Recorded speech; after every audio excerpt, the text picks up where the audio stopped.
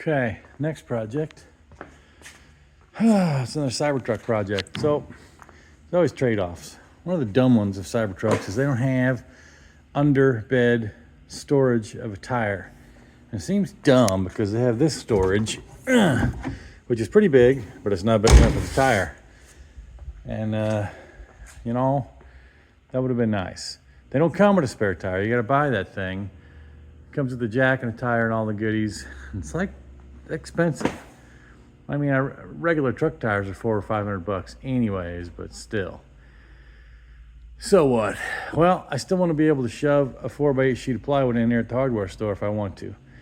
And I already experienced going to buy something and then open up the bed and like, what? I can't fit anything in here. So we're not going to do that. I could not find anybody else that built a shelf for the tire to sit on just barely below the tonneau cover, because the width is 51 inches in there. So you should be able to put legs on a shelf. And if you look at that measurement there, the tonneau cover does close, right? It's a 12-inch stack. So you can do about 12 inches up and slide that many sheets of whatever or whatever you want to fit in here, 12 inches high and full 4 feet wide still, with the tire up on a shelf. Well, I haven't seen anybody that makes it. I've seen the Molly panel shelves that you can buy aftermarket, and they're stupidly expensive, and I'm not going to do that. So I'm going to end up using 3/4 inch plywood because that's what I had here, and then I'm just going to paint it black. And then the trick is I want to make sure that it's secured, tied down, mounted in here so that it can't move, and that the tire can securely mount to it and it can't move off of that. So if you accelerate hard or have to brake hard, nothing bad's going to happen. But it'll leave this whole space, a whole center stripe, open under there, so you get the full 6-foot bed. Like I said, you could haul a stack of probably, I don't know, drywall sheets or plywood. That's not something I commonly do, but just the ability to slide long things in there. I just went to Harbor Freight and bought a floor jack the other day. The box wouldn't even fit in there with some other cargo I had in the back. So this is the fix. I'm going to have to custom do it because nobody's got them, and I don't want to modify one of those Molly panels. The tire's pretty heavy. I don't know what the specs are on it. It's pretty heavy. I don't want it all hanging from the rails, so it's gonna have to be feet. And like I said, it's 51 inch, so you got a couple inches of space. I'm thinking make some narrow runners down the side that will distribute that weight evenly across that edge, or something. I haven't got all the specifics figured out, but that's the project we're working on. Is we're going to make a shelf that houses the spare tire on it and make it so it's relatively easy to remove in case you wanted to take the tire out and put something real big back here, but also make it secure enough to get on the road and not slide forward or backward for normal driving. So that's the plan. Let me see what I can figure out. All right, I hated that idea. First of all, I got my scrap piece of plywood up here. I do have another full 4x8 sheet. This is left over from Failed Boat Project. If you watch this channel, I had a glass-drawn 17-foot boat, and I decided not to restore it after I'd bought some of the materials, and I went ahead and sold it. So I'm left with, I think 3/4 inch marine grade plywood sheets. But anyway, this was one that was used for something else already, and it's not wide enough to make what I originally had wanted to do. So anyway, I went looking at my scrap metal supply pile, and look what I found. This is from an old workbench. I'm guessing from the 70s that a buddy gave me. I have no idea how it functioned. Doesn't matter. This is just parts of it. I think I cut it up to get it home and just, was planning on keeping the scrap metal stuff. Anyway, then I saw this piece too. I'm such a scavenger. I think this was, somebody threw this in a farmer's cornfield right next to the side of the road. And I snagged this weight bench too for metal scrap, because why wouldn't you? Anywho, here's what I'm thinking. I still want this thing to be you know, 48. I want to be able to slip at a 48 sheet of plywood under it for sure. So that means probably 48 and a half, 49 would be even better. The total width at the bottom there is 51. So what I'm thinking is take these angled parts and cut them off somewhere up here so there's plenty. Cut the angle just right so they'll sit on, you know, that square piece, and then they'll curl around and make the bottom exactly be at the 51-inch mark. And I think the legs are narrow enough that we'll end up right where we want to be. At least that's what I'm thinking. Because there's, you know, we got to cut all these other superfluous pieces out of here, but make use of the pre-made bends if I can somehow. That's what I'm thinking for the second iteration of what makes sense. That thing doesn't look like much, but it is very strong. It's probably thicker than 1/8 wall, and I think the bars are solid.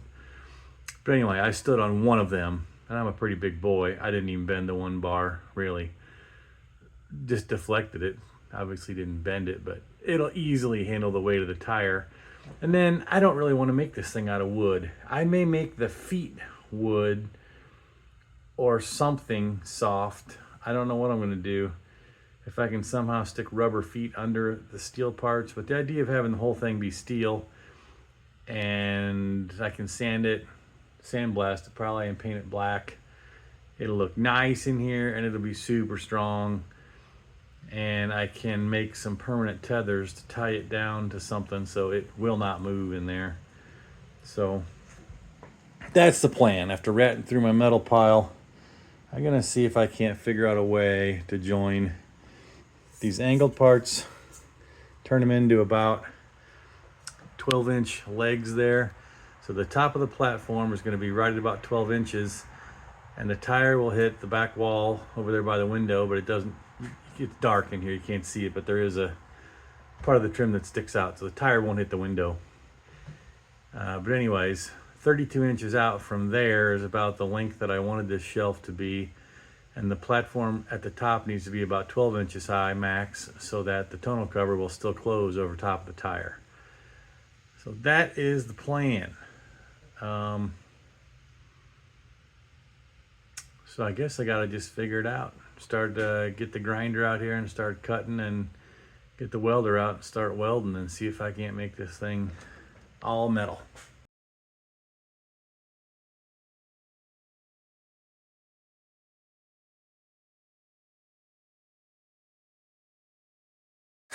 Squaring up the ends. We got everything apart, by the way, with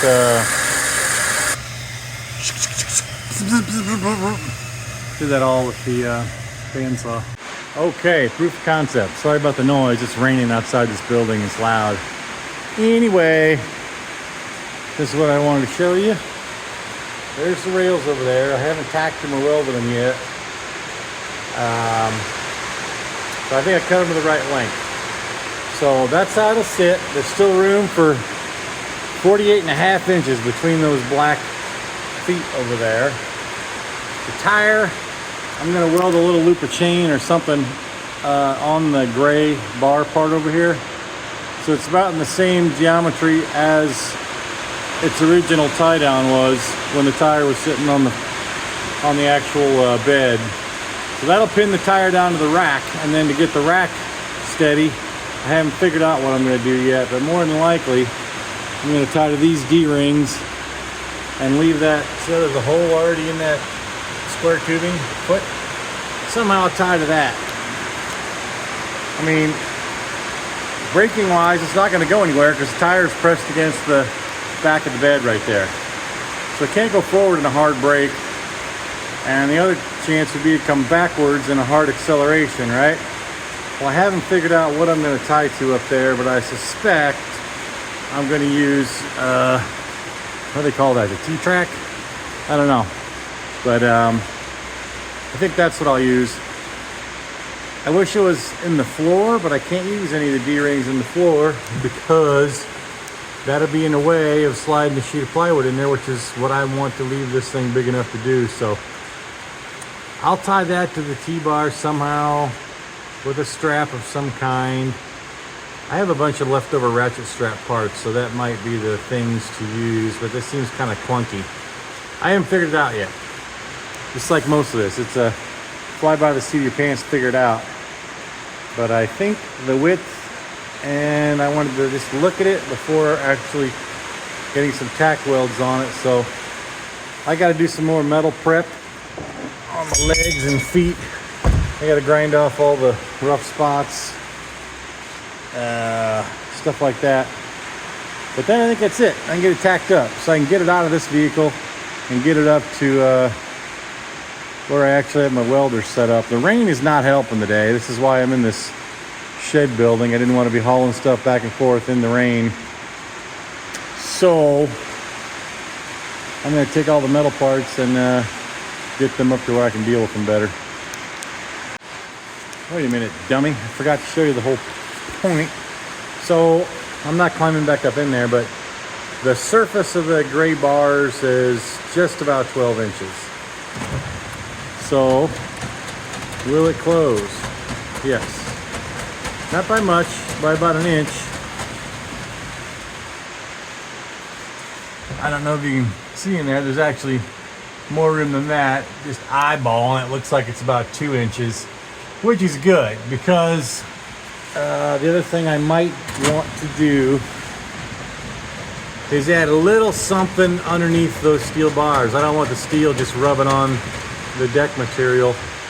So I might put some kind of rubber spacer or block or something under there. The other option would be a piece of wood, a strip of plywood or something, because it's soft. That's just the width of between the rib there and the outside wall. That would be a nice surface for it to sit on. So I don't know, but there's room. If you wanted to add some kind of little rubber feet or rubber blocks or something, a rubber strip. Oh, I know, it'd be perfect, actually. Now that I mouthed off out loud, where is it? Yeah, some of these horse stall mats. I know they make a thinner one. If they got those that are 1/4 inch, I think that's exactly what I'll do. And that way I don't have to worry about it at all. I'll cut a couple strips off of those to the width of that channel. And yeah, I like that. And I can use some of the leftover pieces. I gotta make some kind of bumper on the end of that gray square tubing so it doesn't ever bunk into the, back surface of the bed back there and start rubbing a hole. We don't want that either, so. Anyway, we'll figure out those minor details as we go, but I'm ready to tack this thing up, so let me get going. There it is, all laid out and proper, ground and ready. I'm gonna tack this thing up, then we can at least plop it in there and see how she looks. Whew. We're gonna test something today. Oh yeah. So, regardless of your stance on electric vehicles, it doesn't matter. There's something about being able to weld with 240 volts right out the back of your vehicle, just off its internal battery. If that doesn't tickle you a little, I don't know what would. I guess you gotta understand how big the battery is in these things. You could weld all day. It takes way more juice to drive down the road than to weld, but anyway, tickles me. I can drive about 55 miles from my dad's house, if I didn't already say this story, take the welding equipment in the back, weld a bunch of stuff at his place, drive back home, and I still got 100 something miles at least of range that I could drive this thing with. So that's kind of fun. Plus, I don't have to worry about having access to his wall plug. He, in fact, doesn't have 220 in his shed. So wherever I park this vehicle, there you go. You can weld. Anyway, back to the task at hand. Yes, this is a cheapo welder. I got a much better MIG that uses gas. This one is set up to do flux core just because it's easier to move around. And this is just, if you're If you don't care about how the welds look, you're gonna get a lot more splatter and all that stuff. I don't care. I've welded a garden cart with this. It's had 8 80-pound bags of concrete on it, and nothing's broke on it yet, wheeling across the yard, bouncing around. So you can weld with these stupid things. It's just ugly and it splatters, and you might have to do more grinding work later. Don't care. Don't have to have expensive gas bottle with me. So let's get to tacking, see what happens. All right, there's how it looks tacked together in there. I'm gonna throw the tire on it just to make final for sure that the tonneau cover is gonna close, because that'd be really dumb to get that wrong. Hold on. You wanna know a secret? The tire's not light. Just saying. Oh yeah. That'll do. All right, all right, all right. What I'm thinking is, I have a bunch of old bicycle inner tubes and I'm that cheap. I might just layer the bottom of those with, but I don't know what I'm gonna do. Could go up to Rural King and get one of those. Oh, you know, I think it's like 10 bucks for a foot of 4 feet long, 1/4 inch thick rubber mat. That would be the smart move, but I think I accidentally left a little stripe on the outside, which is good, to get a little rubber strip on the outside of those feet too, because there's a little, you can't really see it right now, but there is. Probably because I set the tire on it, it shoves them out a little bit, but hey, I'll take it. There's still an inch of room above. You can still see out the window. Not that you care, I won't. But yeah, shoot, you could fit, I don't know, 10 or 15. The top of that surface is 12 inches up off the area, the lowest part beneath the ribs. So you probably got 10 inches of space underneath there. I can take that. That'll fit a lot of different stuff slid up there, or a tote storage box could slide under there.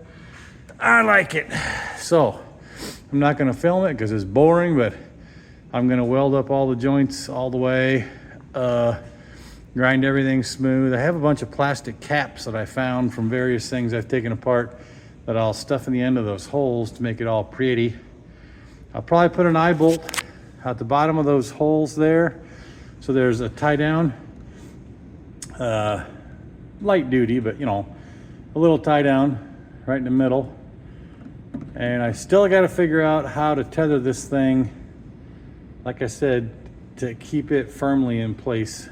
I'll have to figure that out later, but let me get everything welded, sanded, painted, looking pretty, and we'll figure that out as we go. Probably not quite in that order. I think I still gotta, I know I still have to weld the little chain hoops on. I'll do that as part of the welding, so the tie downs meet up with the tire itself to pin it down to the rack firmly.